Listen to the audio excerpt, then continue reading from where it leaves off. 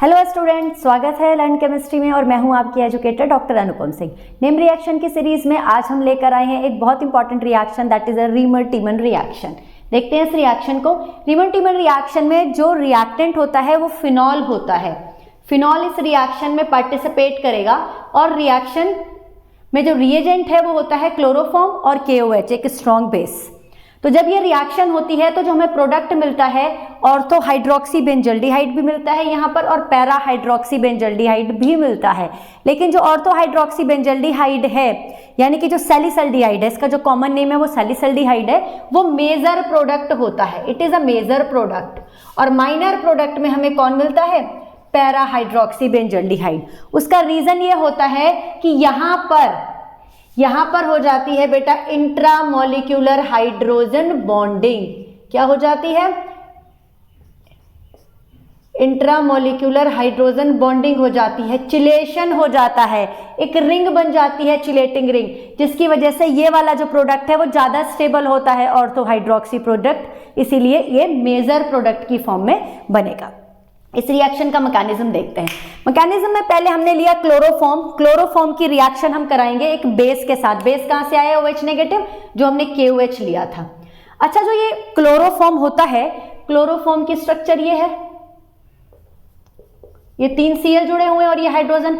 ये जो तीनों Cl हैं ये इलेक्ट्रॉन विड्रॉइंग ग्रुप है, इनकी हाई इलेक्ट्रोनेगेटिविटी है। इलेक्ट्रॉन विड्रॉइंग ग्रुप होने की वजह से जो ये हाइड्रोजन है वो हाईली एसिडिक होती है और ये फटाफट इस हाइड्रोजन को दे देते हैं। हाइड्रोजन को कौन लेता है? ये OH नेगेटिव लेता है। OH नेगेटिव जो कि बेस है वो क्या करेगा? इस एसिडिक हाइड्रोजन को एब्स्ट्रैक्ट कर लेगा फ्रॉम द क्लोरोफॉर्म। एब्स्ट्रैक्ट करके ये बना देगा वाटर और यहां से हाइड्रोजन निकलने के बाद जो हमें मिला CCl3, ये एक लोन पेयर, ठीक है, ये एक कार्बन एनायन बन गया।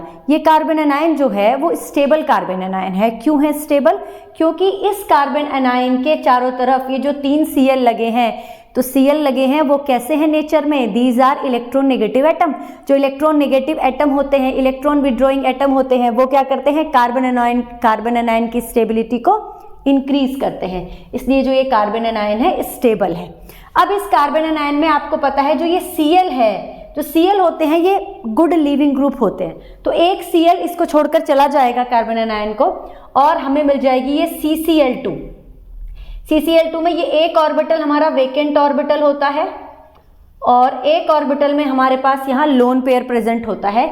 इसे हम क्या कहते हैं? कार्बीन कहते हैं। कार्बीन बहुत सारी रिएक्शन में इंटरमीडिएट की तरह यूज होता है, लेकिन इस रिएक्शन में जो कार्बीन यूज हो रहा है उसका नाम है डाइक्लोरो कार्बीन। और बेटा जो ये कार्बीन है ना, ये इलेक्ट्रोफिलिक होता है नेचर में। इलेक्ट्रॉन की कमी है इसके पास, ये ऑर्बिटल है इसके पास, वेकेंट ऑर्बिटल है, तो आपसे क्वेश्चन बनता है कि कार्बीन कैसा होता है? इलेक्ट्रोफाइल है, न्यूक्लियोफाइल है ना? तो आपको अगर इसकी स्ट्रक्चर पता होगी, ये पता होगा कि इसके पास एक वेकेंट ऑर्बिटल होता है। जिसके पास वेकेंट ऑर्बिटल है तो वो इलेक्ट्रॉन पेयर लेने की टेंडेंसी रखता है, तो ये कैसा होता है नेचर में? इलेक्ट्रोफिलिक होता है। तो फर्स्ट स्टेप में तो हमने क्या बनाया? कार्बीन बनाया, जो कि रिएक्शन इंटरमीडिएट भी है इस रिएक्शन का, और ये फिर फर्दर एक्ट करेगा, रिएक्ट करेगा किस पर आकर? अटैक करेगा आपके फिनॉल पे। सेकंड स्टेप देखते हैं। सेकंड स्टेप में हमने क्या लिया? फिनॉल को हम तैयार करेंगे फॉर द रिएक्शन। फिनॉल पर भी बेस की रिएक्शन होगी। क्लोरोफॉर्म पे भी बेस की रिएक्शन हुई क्योंकि क्लोरोफॉर्म में जो हाइड्रोजन थी बहुत एसिडिक थी। फिनॉल पर भी बेस की रिएक्शन होगी। क्यों होगी बेस की रिएक्शन? जो ये बेस है यहां से भी इस हाइड्रोजन को एब्स्ट्रैक्ट कर लेगा और वाटर बना देगा। साथ में बन जाएगा ये फिनॉक्साइड आयन। क्या बनेगा बेटा? वाटर को इधर लिख देती हूं मैं। साथ में बन जाएगा ये फिनॉक्साइड आयन। इसको फिनॉक्साइड आयन बनाने की जल्दी होती है फिनॉल को। फिनॉल को जैसे ही बेस मिलता है ये अपने हाइड्रोजन से जान छुड़ा लेता है और फिनॉक्साइड आयन बना देता है। ऐसा ये क्यों करता है? क्योंकि इसका 1 मार्कर आंसर है इसका कि जो फिनॉक्साइड होता है वो रिजोनेंस से इसको स्टेबिलिटी मिल जाती है। ये रिजोनेटिंग स्ट्रक्चर बनाता है जिसकी वजह से ये स्टेबल होता है, इसीलिए जो फिनॉल है उससे ज्यादा जो स्टेबल है वो फिनॉक्साइड आयन है। तो ये है एक फिनॉक्साइड आयन, और जो ये फिनॉक्साइड आयन है वो न्यूक्लियोफाइल का काम कर रहा है इस रिएक्शन में। भाई देखो, नेगेटिव चार्ज है तो पॉजिटिव की तरफ अट्रैक्ट होगा, तो ये है हमारा फिनॉक्साइड आयन। और चलिए देखते हैं इसकी रिजोनेटिंग स्ट्रक्चर कौन सी बनती है। रिजोनेटिंग स्ट्रक्चर जब इसकी बनेगी तो ये यहाँ शिफ्ट हो जाएगा बेटा, है ना, और ये वाले जो इलेक्ट्रॉन है वो इधर ऑर्थो पर शिफ्ट हो जाएंगे। तो हमें क्या स्ट्रक्चर मिलेगी, ये वाले इलेक्ट्रॉन हो गए ऑर्थो पर शिफ्ट, तो यहाँ नेगेटिव चार्ज लोन पेयर आ गया, ये स्ट्रक्चर मिली। ओके, फिर सेकेंड स्ट्रक्चर क्या मिलेगी हमें इसकी, ये जो आपके इलेक्ट्रॉन है वो यहां शिफ्ट हो जाए, तो ये यहां शिफ्ट हो जाएगा, है ना, यहां पर मिल गया आपको लोन पेयर नेगेटिव चार्ज। तो आप देख रहे हो आपको एक बार तो ऑर्थो पर, इसी तरह फिर ये यहां पर डबल बॉन्ड बन जाएगा और ये वाले इलेक्ट्रॉन यहां शिफ्ट हो जाएंगे। और आपको पता है ये वाली ऑर्थो हो या ये वाली ऑर्थो हो, दोनों सेम ही पोजीशन होती है। तो यहां पे फिनॉक्साइड आयन में ऑर्थो पोजीशन पर और पैरा पोजीशन पर इलेक्ट्रॉन की डेंसिटी ज्यादा है ना। ऑर्थो पोजीशन पर इलेक्ट्रॉन पेयर है और पैरा पर। और ये कौन है, ये है इलेक्ट्रोफाइल, ये तो इलेक्ट्रॉन का भूखा है, ये कहां अटैक करेगा, जहां पर इसको इलेक्ट्रॉन मिलेंगे। तो यहां पर इलेक्ट्रॉन कहां मिल रहे हैं, तो ऑर्थो पर मिलेंगे या पैरा पर मिलेंगे, ठीक है। तो चलिए हम पहले ऑर्थो डेरिवेटिव बनाते हैं इसका। ये हमने लिया ऑर्थो, है ना, ये ऑर्थो डेरिवेटिव के साथ इसने रिएक्शन कराई, किसने, डाइक्लोरोकार्बीन से, कार्बीन ने, क्योंकि ये इलेक्ट्रोफाइल है और ये न्यूक्लियोफाइल है, दोनों रिएक्ट करेंगे। ये जो रिएक्शन होती है ये स्लो रिएक्शन होती है, रेट डिटरमिनिंग स्टेप होता है। और इस रेट डिटरमिनिंग स्टेप की वजह से यहाँ पर जो ये CCl2 है ये इस जगह पर आकर अटैच होगा। यहाँ पर हाइड्रोजन बेटा पहले से प्रेजेंट है, हाइड्रोजन पहले से ही प्रेजेंट है और CCl2 यहाँ पर आकर अटैच हो गया, ठीक है। ये इसने बॉन्ड बना लिया और ये बॉन्ड कहां से बना था, ये वाले जो इलेक्ट्रॉन पेयर थे उससे बना था। तो अब जो इसके पास वेकेंट ऑर्बिटल था वो फिल हो गया। लेकिन जो ये कंपाउंड बना है, जो ये स्ट्रक्चर बनी है, ये जो स्ट्रक्चर है वो अनस्टेबल है। क्यों है अनस्टेबल, आप देख रहे हो कि जो ये रिंग की एरोमेटिसिटी है वो लॉस्ट हो गई है, ये रिंग अब एरोमेटिक नहीं रही और एरोमेटिसिटी लॉस्ट होने की वजह से जो स्ट्रक्चर होता है उसकी स्टेबिलिटी डिक्रीज हो जाती है। तो अब ये अपनी स्टेबिलिटी को फिर से पाना चाहेगा, तो नेक्स्ट जो रिएक्शन होगी वो फास्ट होगी, यानी कि ये बनते ही ये वाला जो कंपाउंड बना है, जो अनस्टेबल प्रोडक्ट हमारा बना है, ये बनते ही फटाफट कन्वर्ट हो जाएगा एक स्टेबल प्रोडक्ट में। वो कैसे, जो ये प्रोटॉन है अपने इलेक्ट्रॉन यहां पर डोनेट कर देगा, यहां डोनेट कर देगा, यहां छोड़ देगा और अपने आप कहां चला जाएगा, इस कार्बन के साथ बॉन्ड बना लेगा।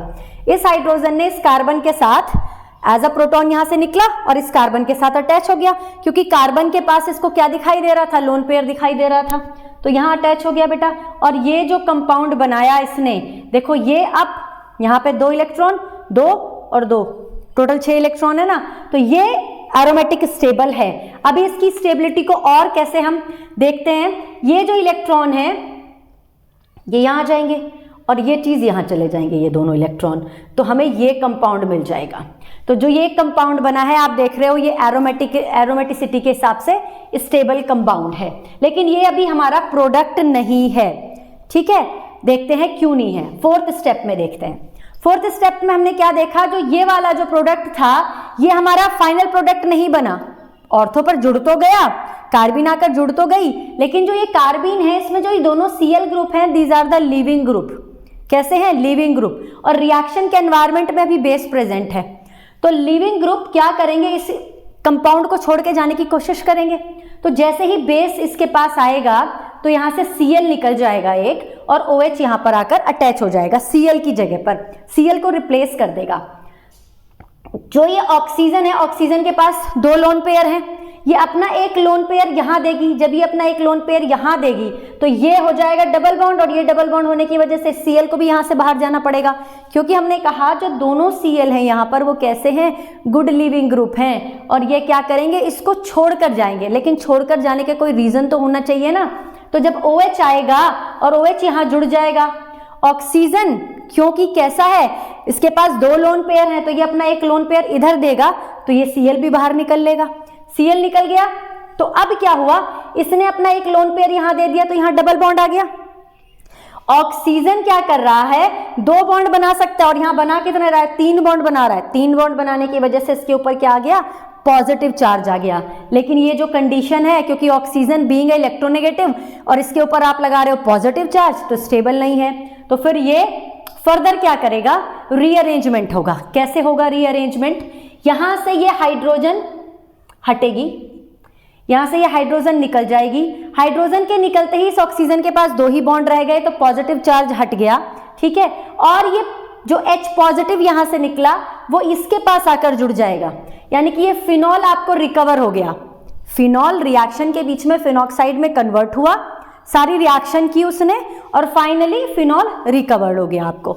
और साथ में ऑर्थो पर जुड़ गया CHO ग्रुप और इसका नाम है ऑर्थो हाइड्रोक्सी बेंजल्डिहाइड। या इसका कॉमन नेम क्या है बेटा, सैलिसल्डिहाइड है। और इसके बीच में होता है ये इंट्रामोलिकुलर हाइड्रोजन बॉन्डिंग, जिसकी वजह से जो ऑर्थो डेरिवेटिव होता है फिनॉल का वो क्या होता है, ज्यादा स्टेबल होता है, मेजर प्रोडक्ट होता है। इसी तरह अगर आपको पैरा बनाना है तो पैरा में आप क्या करेंगे, ये वाला रिजोनेटिंग स्ट्रक्चर लेंगे। यहां पर इलेक्ट्रॉन डेंसिटी ज्यादा है तो कार्बीन यहां पर अटैक करेगी और बाकी रिएक्शन ऐसे ही चलेंगी, राइट। और आपको मिल जाएगा पैरा हाइड्रोक्सी बेंजल्डिहाइड। याद रखेंगे इस रिएक्शन में पहली बात, फिनॉल रिएक्शन में पार्टिसिपेट कर रहा है। जो रिएजेंट हैं वो CHCl3 और KOH हैं। CHCl3 में 3 Cl होने की वजह से जो हाइड्रोजन है वो एसिडिक है और KOH उसको क्या करेगा, एब्स्ट्रैक्ट कर लेगा। जो फिनॉल होता है फिनॉक्साइड की फॉर्म में स्टेबल होता है तो क्या बना देगा बेटा, फिनॉक्साइड आयन बना देगा जो कि न्यूक्लियोफाइल है, और क्लोरोफॉर्म कन्वर्ट हो जाएगा कार्बिन में जो कि इलेक्ट्रोफाइल है। तो इलेक्ट्रोफाइल और न्यूक्लियोफाइल की रिएक्शन होगी। ऑर्थो पर अगर डेंसिटी ज्यादा है इलेक्ट्रॉन की, ऑर्थो डेरिवेटिव बनेगा, और पैरा पर भी डेंसिटी ज्यादा है तो पैरा डेरिवेटिव भी बनेगा। लेकिन जो ऑर्थो होता है वो मेजर बनता है due to presence of intramolecular hydrogen bonding. तो ये हमने बात की रीमन टीमन रिएक्शन के बारे में। इससे रिलेटेड आई होप आप सारे क्वेश्चंस कर पाएंगे, और अगर कोई भी डाउट होगा तो आप कमेंट बॉक्स में लिखेंगे। इसके अलावा आप कोई और रिएक्शन अगर देखना चाहते हैं, उसका मैकेनिज्म समझना चाहते हैं, तो आप वो भी कमेंट बॉक्स में लिखें। और बेटा चैनल को लाइक और सब्सक्राइब जरूर करें, क्योंकि उससे ही हमें आगे बढ़ने की हिम्मत मिलती है और हमें ये महसूस होता है कि हम आपके लिए कुछ अच्छा कर रहे हैं। Thank you so much.